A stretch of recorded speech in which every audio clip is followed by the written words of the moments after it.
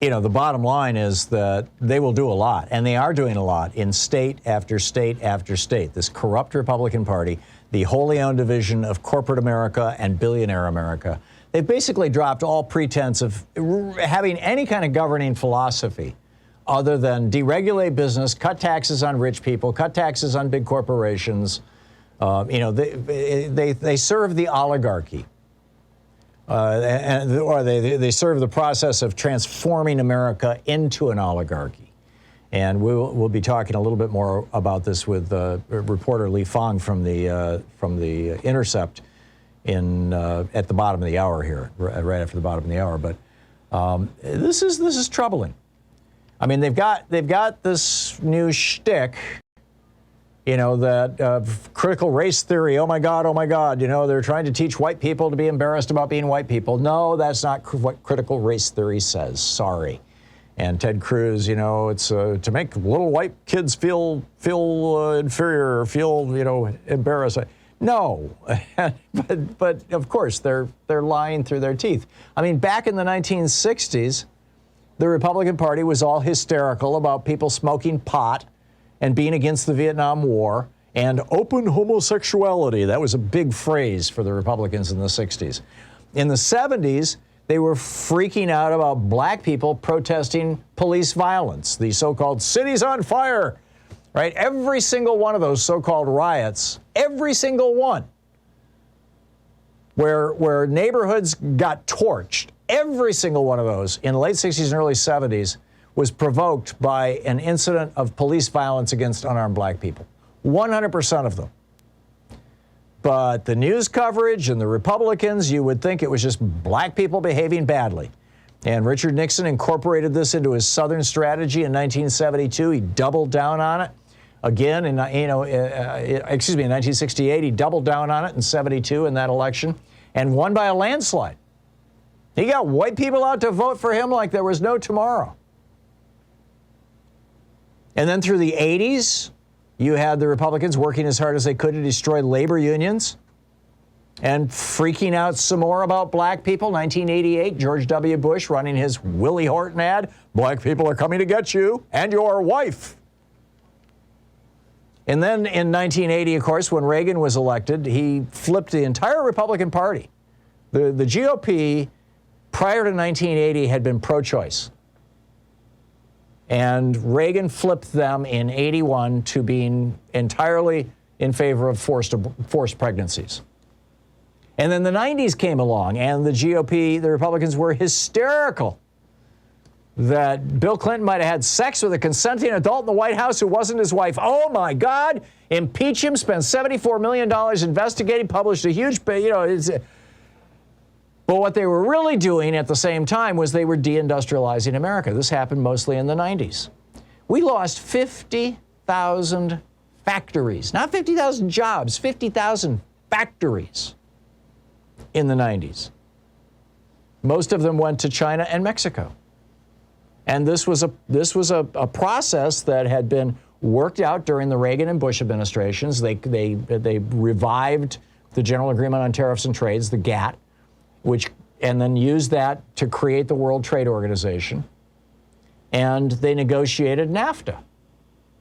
It wasn't passed until Bill Clinton became president, and it was an idiot move on his part to do it. But, this was a Republican process. And why did they want to deindustrialize America? Why was the Republican Party so enthusiastic to send 50,000 factories overseas? Because it was part of their campaign to kill the unions.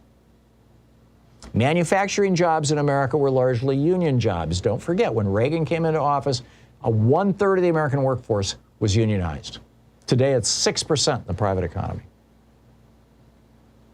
It may even be down from that now. I don't, it's what COVID has done to that. So anyhow, that was the 90s.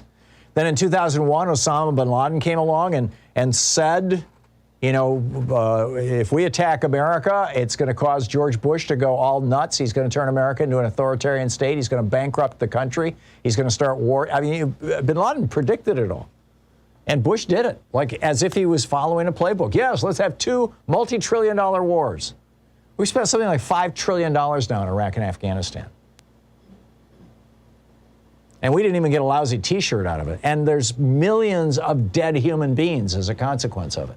Also, that George W. Bush could get himself reelected in 2004. He had declared in 1999 that if he became president, he was going to, well, in fact, I've got Cindy Sheehan talking about it here. Can you get the 360 up? Here you go. As a matter of fact, in interviews in 1999 with respected journalists and longtime Bush family friend Mickey Herskowitz, then Governor George Bush stated, "One of the keys to being seen as a great leader is to be seen as commander-in-chief. My father had all this political capital built up when he drove the Iraqis out of Kuwait, and he wasted it. If I have a chance to invade, if I had that much capital, I'm not going to waste it. I'm going to get everything passed that I want to get passed, and I'm going to have a successful presidency," end quote. And her son Casey went off to that war and was killed. This is a mourning mother. So that was the first decade of the 21st century. The second decade of the 21st century, which just ended, at the end of last year, saw the Republican Party openly embrace fascism with Donald Trump and going after black people and Hispanics and, rapists and muggers and S-hole countries and all this kind of stuff. And now in Arizona, you've got Republicans openly in defiance of federal law. The federal law says that ballots and machines and voting machines, this is from the Help America Vote Act, George W. Bush's 2002 legislation. The Help America Vote Act says that it is a crime. It is a felony crime. You can go to prison. If you're an election official and you distribute and you share those ballots with somebody who's not authorized to have them, or those voting machines, and you've got, this QAnon company in Arizona, and now they've taken a bunch of the machines up to a cabin in Montana to deeply inspect them.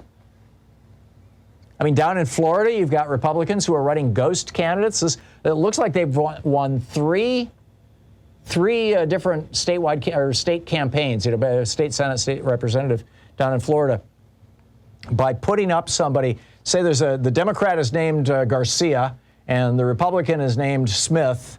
And so what the Republicans do is they'll find some random person named Garcia and put that person on the ballot without a party affiliation, and it'll drain, and so they'll pop to the top of the ballot, and that'll drain enough votes away from the Democrat with the same name. People will think they're voting for the Democrat when they're not, that the Republican wins.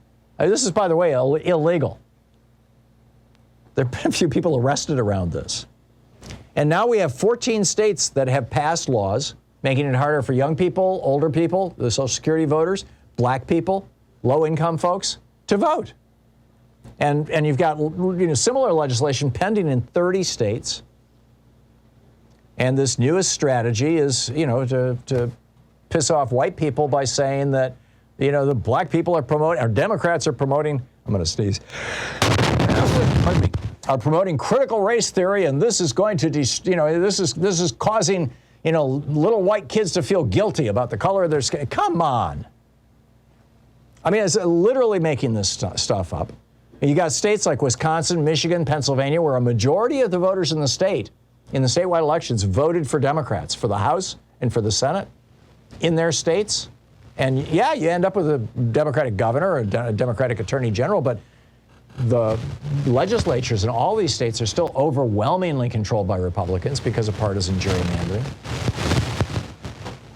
I mean, this is just